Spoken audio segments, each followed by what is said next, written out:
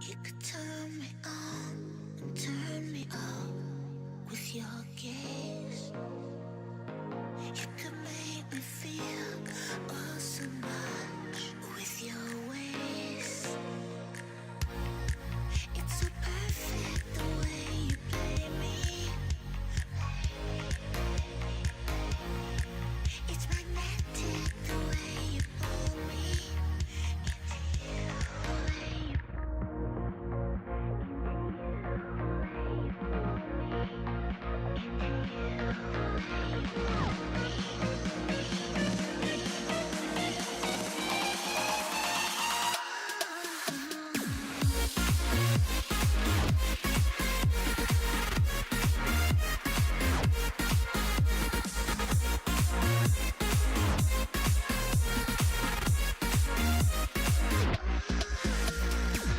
A Galio here for Scout, or just fight fire with fire. You know, why not? Yeah, it's a decent way to do it as well. He got pretty owned by a LeBlanc. It was Closer's LeBlanc earlier this season, but it was a different matchup. There's the Jace I was alluding to. And I feel like this kind of plays into Hanjin Brion's hands, right? They've already got the Nocturne. Playing through a Yorick side lane actually sounds like a decent win condition, and now you've got a pretty good lane to put it in as well. I don't really feel like this Nongshim draft rounded out well for me. I would have liked to have a little bit of a stronger front line and maybe more of a neutralizing pick. Obviously Yasuo was the choice. I'm Those so shock silly. blasts for you. It's the same theory. I mean, we all know that Yasuo is going to sit in the side lane, but he doesn't have a Maiden. And if you don't want to be Maidenless, you have to pick Yorick. That is just how it goes. I didn't like the Nocturne at first. Oh, no! Still fine, though. I mean, it's good in the matchup. It's but it means they're opting into team fights, and I don't know whether you want to do that.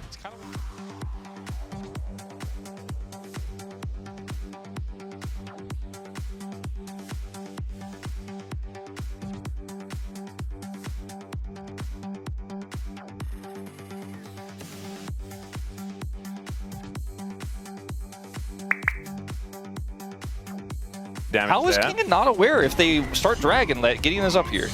Oh, there's the unstoppable onslaught. Kingen does have to go southward, flashes over the wall. He's being indecisive, however. Yeah, they're going to look for the angle here as he does zone away the Jace with his ultimate, and that is First Blood going over to the Bros. Gideon collects it, and that is Ultimate Hunter stack, and also a great start here for Hanjin. Being aggressive in this lane, but it hasn't actually led to a kill or anything like that. Just passive hold lead as an ult out here. Doing the best he can to try and stop this dive, and it's a 1-for-1 underneath this turret. You definitely say that that's positive here for Hanjin Brion as the investment was there. Taeyun looking to go aggressive towards Teddy, who dashes forward with the ulti, but doesn't really find too much value. Kingen's going to show up. He's got his Ghost Blade. Trisha Barrage not quite finding the angle here. There's the Pop Blossom, connects onto two Paranoia, and down goes Taeyun in the blink of an eye. Teddy now looking to follow up. Wind becomes lightning here as there's the Scion. Gets the damage down onto Sponge there at least, whose Crescent Guard is doing a fair bit of work. Flashes himself out of the way as Casting can tank the turret for about 1 billion years, and Loki just snipes the kill. And actually, no, it's Teddy that picks it up in the end. Come over there. As yeah, the Dragon hasn't been finished just yet, only just now started by Sponge. This time, the teleport is available for Kingen. Yep.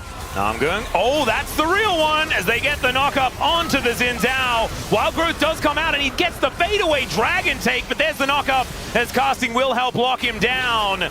Drake secured for Nongshim, but a kill over to the Bros. Here there is control vision on that ward. Yeah, all they need is a little bit of vision as there's the Paranoia. Pop Blossom comes in, connects onto Taeyun, and down goes the Yunara. Namgung actually able to survive as well for such a long time, but Teddy's down. It's just whether that matters as the Jace is taken out. Casting's at full health. This Scion is an absolute behemoth in this game, and it's a triple for Loki in the end. 2 items in for the Scion as well, and I think the Bros probably want to start a fight, and that's why we're getting this teleport in from Casting. Paranoia goes down as there's the Wild Growth. Dash out here from Taeyun to keep himself alive. And Sponge is now the one that they're going to turn their attention to. Pop Blossom is going to connect and eclipse Lehens as well, who has to flash away. The pros get the jungler, and that is what they're looking for. But this time, Scout has decided that he wants to teleport in. Taeyeon going to be avoiding the Q out of Casting, who doesn't have his ulti anymore, but all right, they only just barely take his shield down. Yeah. What the heck is that? Yeah, Taeyeon's alive and they can't hurt him. Yeah. Scout also. though, Scout going to get discovered by Gideon and Loki, or is it the other way around? As Namgung, he's certainly a target they can kill, but not by Kingin, who is just going to die. Casting walks up towards Taeyeon, and Namgung's able to dash cannon away. It's a double for Teddy, as fighting on two fronts is not exactly what Nongshim wanted to do. can you say GG, Teddy? Oh dear, GG Teddy, as he does manage to barrier in time, but the last Q is going to land, and Scout will at least deny the Baron. That saves the Baron. I don't know. I do want to be critical of Nongshim, but I think first I need to commend Bro for how they're navigating these fights, as the Unstoppable Onslaught is going to connect onto Sponge. He takes a lot of damage. This time there is a LeBlanc on the flank angle, as in goes Loki. Does get a lot of damage down, and there goes the bottom lane in the blink of an eye. Sponge continuing to try and fight this one, but he goes headfirst into a Mystic shot, and the pros are just going to carry that forward towards taking this second dragon. You just thought back, that disengages, and you're absolutely fine. Keep rocking Ludens as many times as you can. Yeah. All right, there's an Unstoppable Onslaught making its way towards the mid lane. True Shot Barrage is going to connect onto Taeyeon as Casting gets into position. The follow-up isn't necessarily there, though, as Scout moves on in, and Casting's health bar is now starting to go down. There's the flash forward from Namgung. They only find the Jace, who gets Wild Growth and then flashes away, but Loki finds the double! The bottom lane is just evaporated here, and the pros will move over towards the Baron. Man, that was a gorgeous snipe from this Aurora.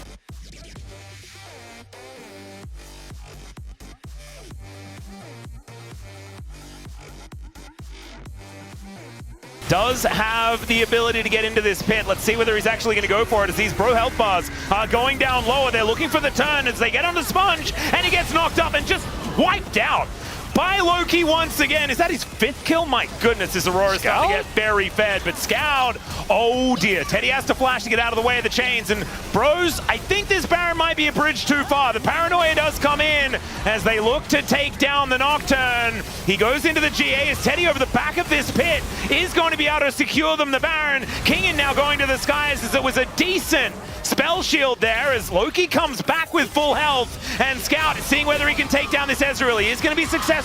Down goes Namgung as well, and I don't know whether that Baron was worth it there, Bros, as they move to a negative 2,000 Red Bull Baron power play. The Wild Growth setup from Lehens, as we're seeing an ult in the side lane. Yep, it looks like Scout is now dead.